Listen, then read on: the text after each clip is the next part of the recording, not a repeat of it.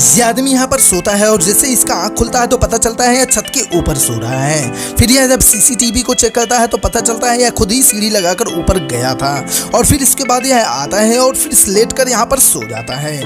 और सोने के बाद फिर जब इसका आँख खुलता है तो पता चलता है कि रोड के बीचों बीच में यह सो रहा है।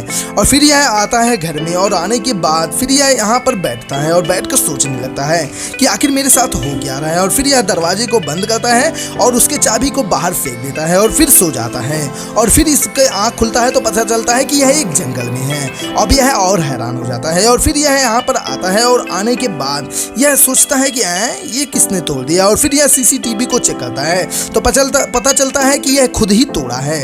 और फिर इसके बाद यह यहाँ पर आता है और नींद की दवाई को खाता है और फिर दरवाजे को सील कर फिर यह यहाँ पर सो जाता है। फिर खुलता है तो पता चलता है यह पहाड़ पे बर्फीले जगह पर आ जाता है। फिर यह इस आदमी से मिलता है। आदमी कहता है कि तुम मेरे लिए एक काम करो।